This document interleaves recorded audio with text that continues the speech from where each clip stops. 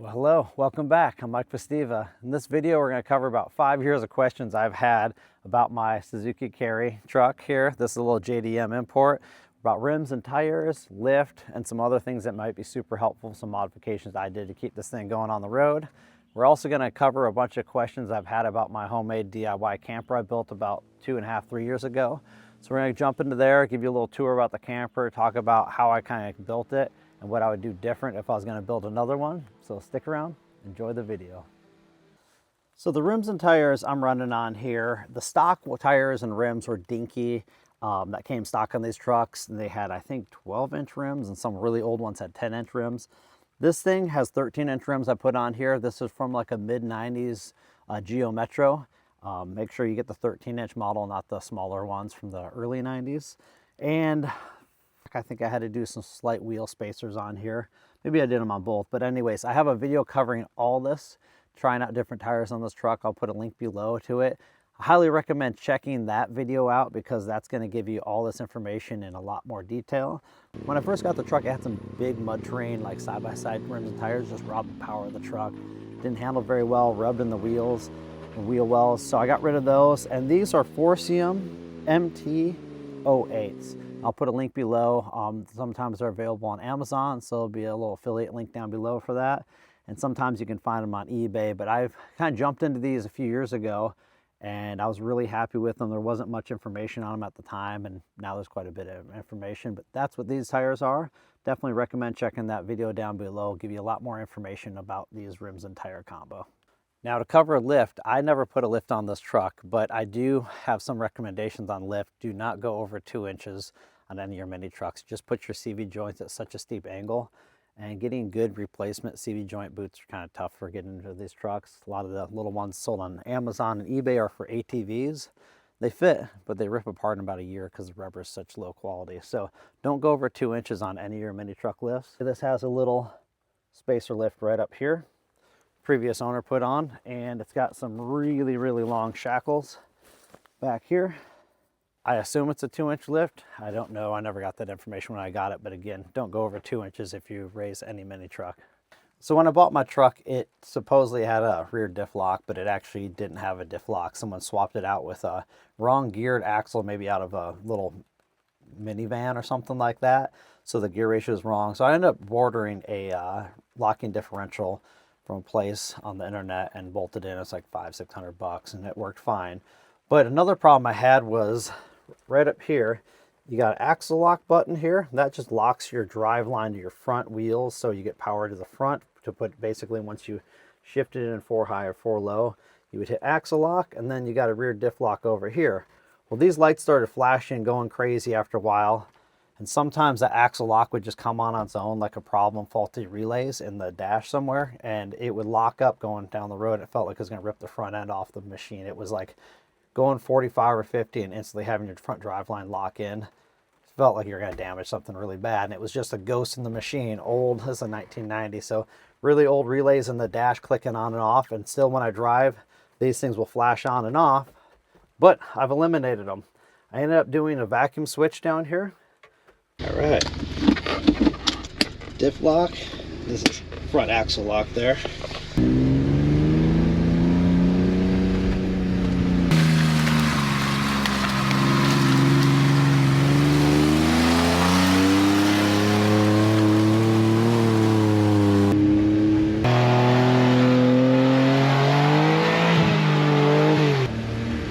So the way I set that up is it's fully manual now. There's no electronics, it's vacuum switches, and I have a video covering all that I'll put down below in the description, because this truck started becoming undrivable with those relays glitching out. So definitely helped a bit. A lot of people ask about the paint. I didn't do the paint when I bought the truck. It had this on it. It's like a rhino lining, gray. Would I put it on the truck originally? No, I'd probably just run them white, just like they come. I don't know, it's pretty durable, but it's also flaking off in some spots, showing its age over time. There's some spots over here where it's just starting to flake down to the white. Honestly, it's cool looking and all, and it's fairly tough, but at the same time, I don't really know if it's worth it. I'm pretty practical, and just having one of these trucks just to drive around from point A to point B, go camping, off-roading, utility stuff. I don't really care what color it is as long as it's got paint on it. But a lot of people ask about that, and it's probably a lot of work painting the whole thing. Luckily, when I bought it, it was already done.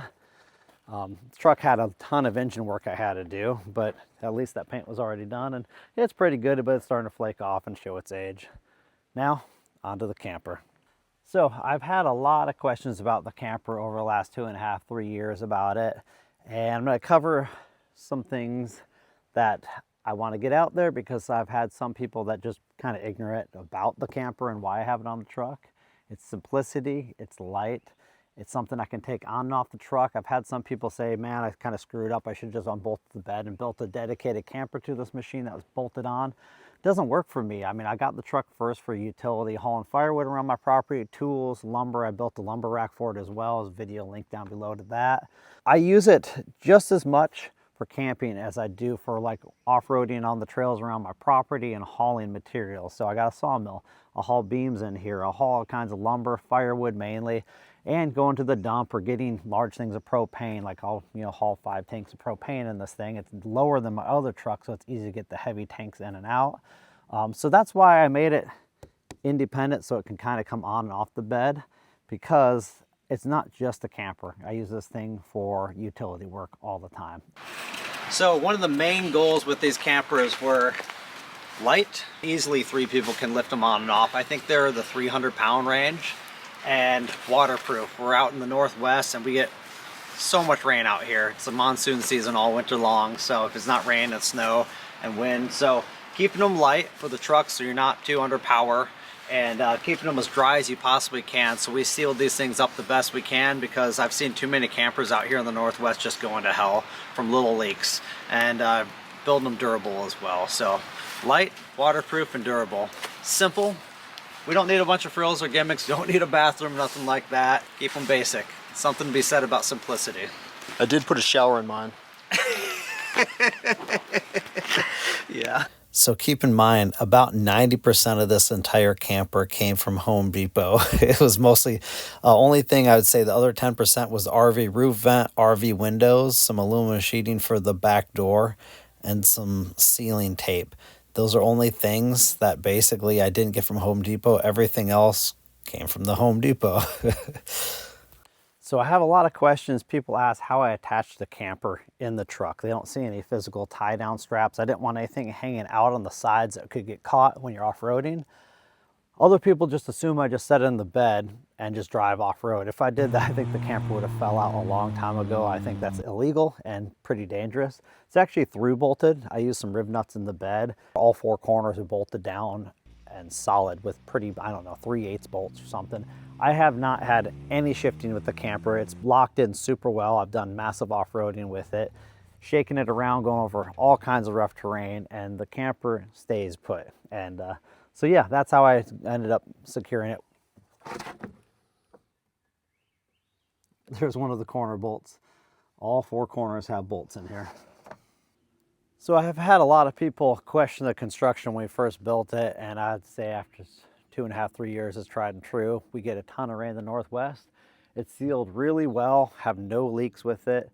Wanted to build the camper light. People question that a lot. I just framed it out of ripped down 2x4s into 2x2s, so really 1.5 by 1.5. The camper's light. I think 3 people can lift it off and off fairly easy. I just stored it on sawhorses.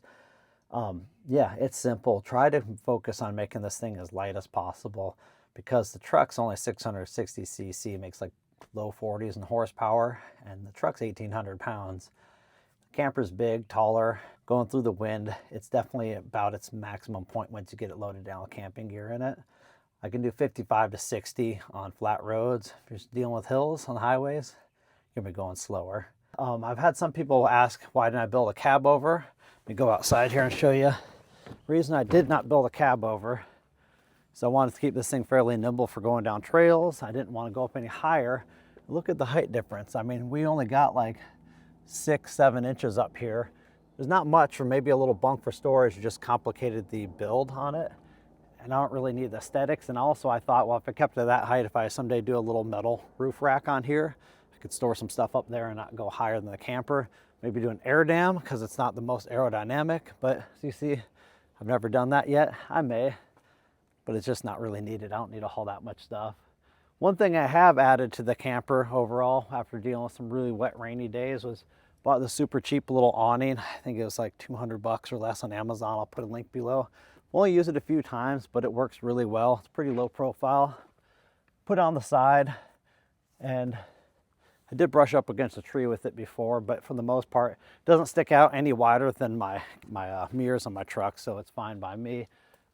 People wondered why I put it on the side. Why did I get such a small one? Well, the other one next size up was going to be 8 feet long, or maybe 6, and it was going to be just about as long as my camper, longer. I just didn't need that. I'm solo camping a lot. This comes out pretty far. It's big enough for me to sit under if I brought a friend with me. Another person can sit under it, but that's good enough for me. Other people asked why I didn't put it behind the door. They said it makes no sense. Well, look at, maximize the height of this door so we can get in and out easy. There's no spot for an awning here. It would hang over the door, you wouldn't be able to open it. It drops lower, you wouldn't, again, it's just an interference issue. I don't want to block it up and put it up higher. It's just a kind of a wind dam at that point. So practical. It worked on the side. It's got a nice spot. Yeah, it'd be cool in front of the door, but simple. So what am I using for heat?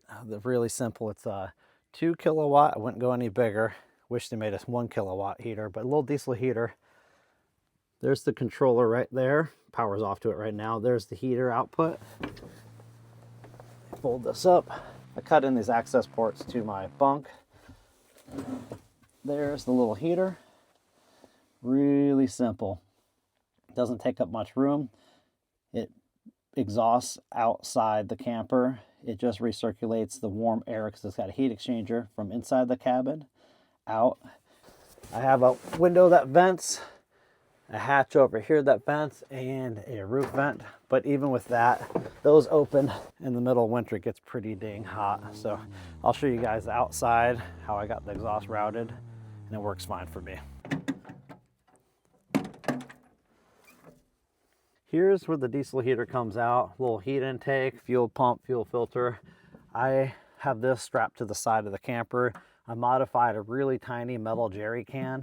It's like 1.5 gallons or 2 gallons. It's actually more than I really need. I probably would go, what my brother did was he just took a really tiny little plastic 1 gallon like fuel can like you would use for mixing 2-stroke mix for your weed eater, and he modified that. It takes up less room, plenty of fuel. Super short exhaust run, never have the tailgate up when I'm in here. Folds down, and yeah, exhaust, keeps it simple. Works for me. I've had some people be concerned that I'm gonna be camping out way out in the woods and someone's gonna come along and close up my tailgate and lock me in here. Well, it would limit me opening the door, but I have a hatch I can open from the interior right over here. And yeah, it may look small, but I can easily slip in and out of it. But honestly, if someone's out there messing around with that, they have some pretty bad intentions, and we got more problems than them just close me into my camper. But I camp pretty damn remote. Sometimes I do solo, sometimes I camp with friends.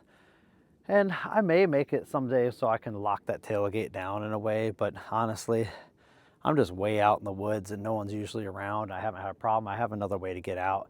I really wanted to do a escape hatch style RV window on this side. I didn't have any salvage, and it wasn't in the budget to build this camper. I mean, I built it really, really affordably. And with that being said, we're gonna jump into some things I would do different if I built another camper. So what would I do different if I built this camper? Well, not very much. A lot of people suggested I should have framed out of aluminum and all that. Well, for one thing, that's expensive. It's out of my range. I can go to Home Depot, buy 2x4s and rip them down to some mini 2x2s. Aluminum, I can weld aluminum, TIG weld it, but it's just expensive, time consuming, a stinky welding process. You're always wearing respirators and that stuff. Just takes up so much time. I maybe never got it done. Plus it comes down to, no matter what, you're gonna fasten something else to it. So after you build it out of aluminum, framing wise, you have to drill and tap all that stuff, or just use self-tapping screws. I didn't want to do that route. I like working with wood. It's simple. 90% of campers out there are built with wood. They're just sealed really poorly. So these things we sealed up well. What I would do different was I skinned it with 1/4-inch plywood on the outside. I like that, but I covered it with this plastic material. And It's fine now. When I sheeted it was in the winter time. Well, really hot days, it'll warble a little bit and kind of delam, and then as soon as it cools down, it flattens back out again. I have not had any water leaks. Everything's been sealed and seam taped, everything, and I have not had an issue with that. But this material has too much thermal expansion, and I would never use a plastic siding material like this again. I think if I did it again, there's some aluminum bonded foam sheeting. I'm having a hard time sourcing it, but if I was going to build a new one, I would probably use that material because I think it's got a little bit of insulation value, pretty rigid. You can get rid of the 1/4 inch behind it, and it's just really, I think, more durable for thermal expansion, but it's like really hard to get and super expensive. I think I would have more just buying the sheeting for it with that aluminum siding material than the whole entire camper build cost me. So it's kind of a toss up. I can deal with some warbling in the summertime when it's out in the sun. Doesn't bother me. I mean, it looks a little crummy, but as soon as it cools, it goes flat again. So that's something I'd do different. I would not do a cab over. I like the way the camper is. I like the size of it. I'm a shorter person. I'm 5'7".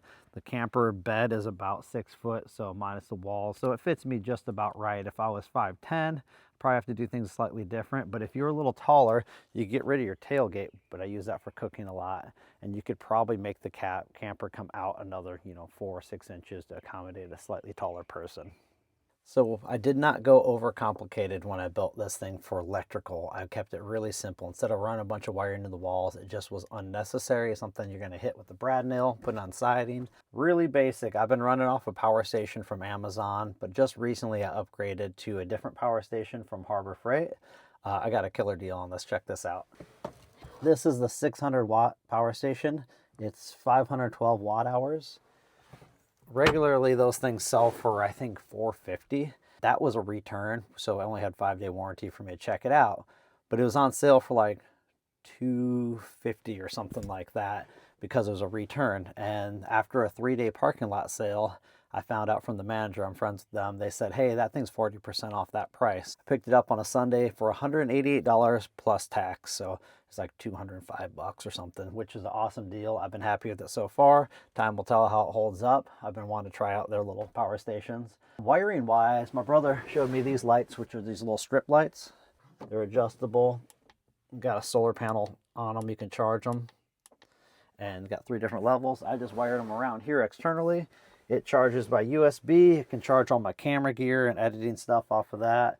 And it's got a 12-volt power outlet. My little diesel heater, I can just plug it in here. And I can run my 12-volt fridge in the summertime off of that if I'm not running my heater. Keeps it simple. I think, maybe a fan up here. That would have been kind of cool, but I could probably get a little USB fan in the summertime. But I'm out in the Northwest. It's not like I'm in Arizona, so hottest it gets is probably 80, 85. And a lot of times I'm camping the trees, so it's not been an issue. Just crack open a window in the evening, open this up, and good to go. So why did I use wood in this thing rather than some more modern materials? I like the look of wood. I've built a lot of cabins over the years. I enjoy a cozy interior. This is just really thin cedar, and I used some plywood down low, and I carpeted the stuff down low because it kind of reminded me of being on like a sailboat. I slept on sailboats a bit in the past, and just kind of reminds me of being on it. If you brush up against it in the middle of the night, it's kind of soft and warm to the touch. That's just like super cheap. I mean, this whole camper is built from basically Home Depot. And yeah, the carpeting is just like automotive carpeting. They sold for like $20 a roll, and I just had just enough to do 1 roll to fill this thing in. Works simple. I don't need a bathroom in here. Go out in the woods, dig a hole, doing my business out in the woods. I don't need a major kitchen in here. I have a little burner that I put out here. Most of the time, if it's not pouring down rain, I'm cooking outside. But yeah, back to the wood. Why did I do wood? It's light.